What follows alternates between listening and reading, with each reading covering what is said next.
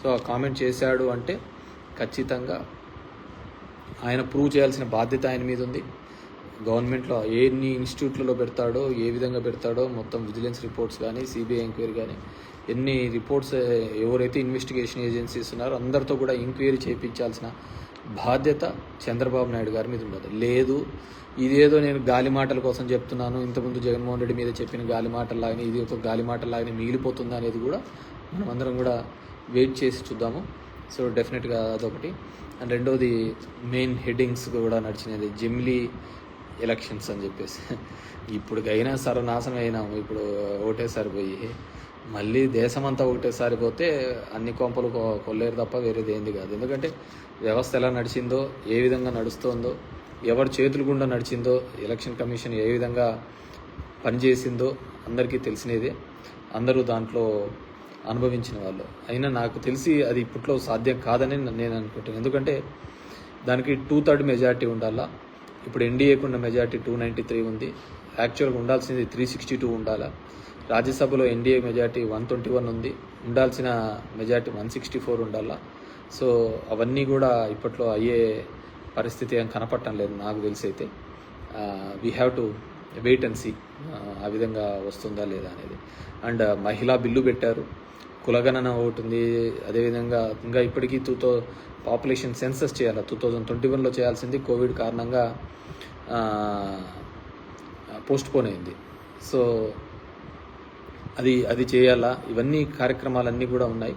So ఈ జమిలీ ఎన్నికలు అనేది నాకు తెలిసి ఇప్పుడు ఆ విధంగా అయితే సర్వం నాశనం తప్ప వేరేది ఏంది లేదు. ఇప్పటికే పార్లమెంట్ ఎలక్షన్స్లో పాటు ఇది పోవడం వల్ల అస్సాం, ఒరిస్సా లాంటి రాష్ట్రాల్లో ఏ విధంగా దెబ్బలు తిన్నాము. నేను ముందు నుంచి చెప్తున్నాను, డెఫినెట్గా ఏదో ఒక రోజు అయితే అది డెఫినెట్గా ప్రూవ్ అవుతుంది. ఎందుకంటే ఒరిస్సా లాంటి దాంట్లో 51 మంది ఎమ్మెల్యేలు గెలిస్తే ఒక్క ఎంపీ కూడా రాలేదు. అందరికీ తెలిసి ఏం జరిగిందో అక్కడ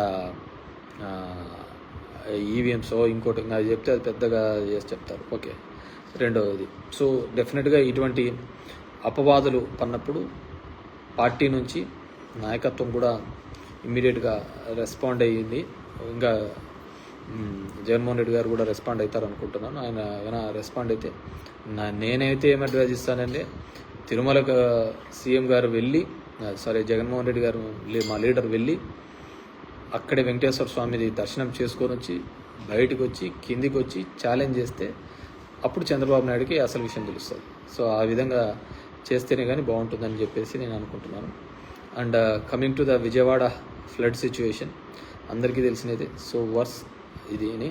కానీ నిన్న ఎక్కడో స్పీచ్లో చూస్తూ పవన్ కళ్యాణ్ గారు జగన్మోహన్ రెడ్డి ₹1 ఎక్కడా అని చెప్పేసి అనడం జరిగింది. జగన్మోహన్ రెడ్డి గారు ₹1 పార్టీ తరఫున సాయానికి అందిస్తాము అన్నారు. సరే, ఆయన ఏం సాయం చేస్తున్నాడు, ఏం చేస్తున్నాడు అనేది, విజయవాడలో ఏ విధంగా అందించింది వైఎస్ఆర్ పార్టీ అనేది దాంట్లో లెక్కాసారం. అసలు ఇన్ని కోట్ల రూపాయలు వచ్చిన సాయానికి లెక్కాసారాలు అడగండి. గవర్నమెంట్ హ్యాస్ టు సేదే కదా. ఇప్పుడు డొనేషన్స్లో వచ్చి జగన్మోహన్ రెడ్డి ఇచ్చే ₹1 గురించి అడుగుతున్నారు. కాబట్టి ఇప్పటికి 100 కోట్ల రూపాయలు ఇప్పటికే వసూళ్ల రూపంలో, డొనేషన్స్ రూపంలో మనకు వచ్చినాయి. డొనేషన్స్ రూపంలో వచ్చినప్పుడు కేవలం జగన్మోహన్ రెడ్డి ఏం ఖర్చు పెట్టినాడు అనేది ఆయన చెప్తాడు. ఎక్కడ పెట్టినాడు, ఏంది పెట్టినారు, పార్టీ ఏం చేసింది అనేది అందరికీ తెలిసినది. సో ఇప్పుడు చెప్పాల్సింది ఏంటంటే, ఇన్ని కోట్ల రూపాయలు పబ్లిక్ డొనేషన్స్ తీసుకునేది మనం ఏ విధంగా ఆడిటింగ్ చేయాలా. So we are custodian to the government. So గవర్నమెంట్కి వచ్చే ప్రతి రూపాయి కూడా ఏ విధంగా ఖర్చు పెడుతున్నాం చెప్పాల్సిన బాధ్యత ప్రభుత్వం అంది. సో కాబట్టి పవన్ కళ్యాణ్ గారు చంద్రబాబుని ఆ క్వశ్చన్ అడిగితే బాగుంటుందనేది నా ఫీలింగ్. ఇచ్చిన డొనేషన్స్ కూడా ప్రాపర్గా గ్రౌండ్ లెవెల్లోకి వెళ్ళినట్టు ఉంటుంది. ఎందుకంటే మేము చూసినాం లాస్ట్ టైం, నేను ఒకసారి కర్నూలు 2010 అనుకుంటా, కర్నూలు శ్రీశైలం ఏరియా అంతా ఫ్లడ్డింగ్స్ వచ్చినప్పుడు మేమంతా కూడా కలెక్షన్ చేసుకొని పోయి మా ధర్మవరంలో ఉన్న పబ్లిక్ అంతా కూడా తీసుకొని పోయి ఆత్మకూరు కాన్స్టిట్యున్సీలో అనుకుంటా మండలంలో పోయి డొనేషన్ ఇచ్చినప్పుడు ఏరాస్ ప్రతాప్ రెడ్డి ఎమ్మెల్యేగా ఉండేవాళ్ళు. అక్కడికి ఏ అవసరమో వాళ్ళకి ఇవ్వడం జరిగింది. సో ఈ గవర్నమెంట్కి డొనేషన్స్ ఇప్పుడు ఇవ్వడం వల్ల మంచిది, నేనే కరెక్ట్, వాళ్ళ మీద నమ్మకంతో ఇచ్చింటారు.